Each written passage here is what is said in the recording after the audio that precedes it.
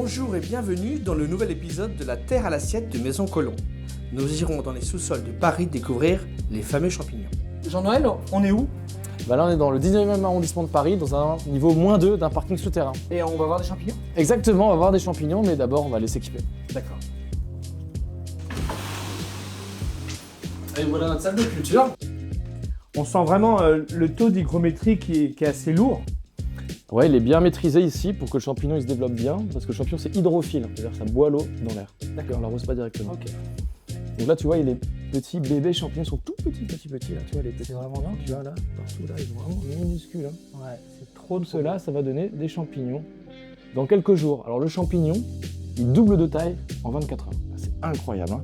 C'est pour ça qu'on dit pousser comme des champignons. Ouais. Donc là, il va pousser, ils vont doubler de taille, tac, tac, tac. Donc là, ceux-là, ils sont hop, mature. Ouais, prêts à avoir le bon calibre. Celui-là, il est déjà bon, récolté. Et après, il va commencer à se développer. À partir de ce stade-là, il va commencer à s'ouvrir pour relâcher des spores.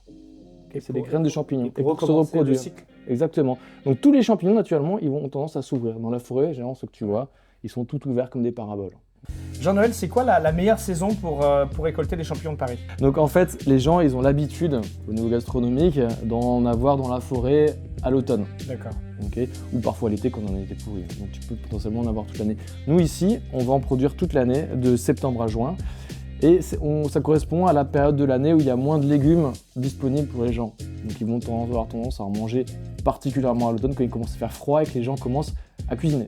Alors le champignon, ce que les gens ne savent pas, c'est qu'il a beaucoup de vitamine D. Donc on est en carence de vitamine D. D'accord. Dans le nord de la France, dans le nord de l'Europe.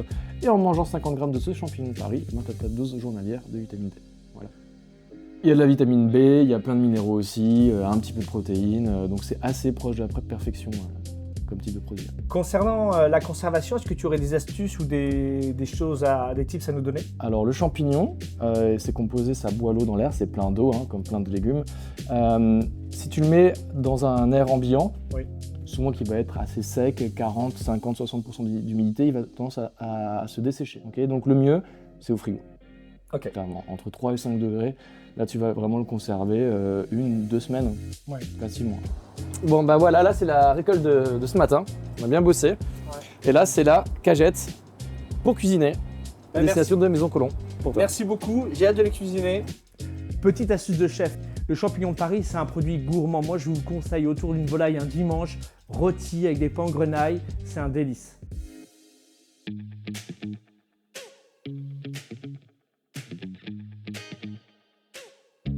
Direction les célèbres cuisines du Café de la Paix où nous retrouvons le chef Laurent André qui nous attend.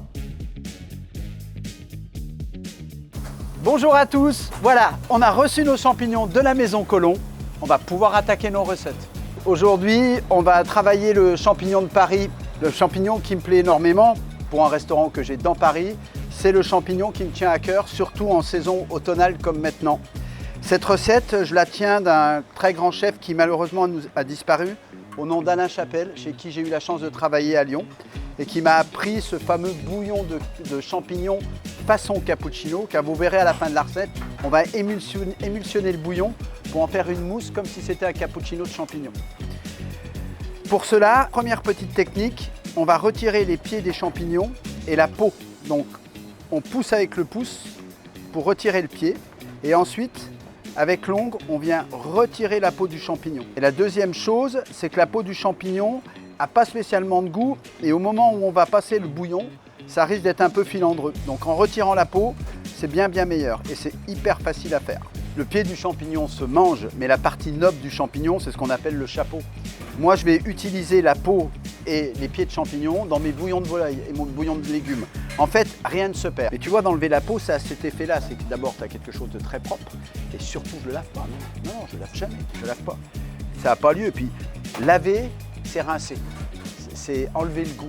Et si on rentre dans des termes bien spécifiques, c'est ce qu'on appelle le phénomène d'osmose. Tu as le goût du champignon qui va dans l'eau et l'eau qui rentre dans le champignon. Donc c'est pas bon du tout.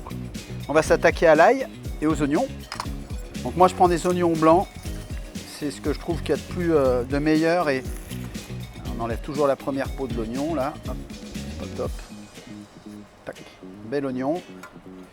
Et on va prendre 2 gousses d'ail L'ail, on l'épluche pas. Hein. L'ail, pose sur la planche.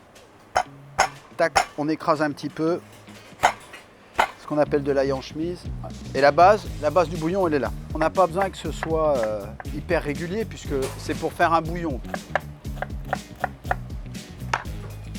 Voilà, on attaque la cuisson avec les oignons et l'ail. Moi j'ai mis du beurre, hein. J'aime bien la cuisine au beurre.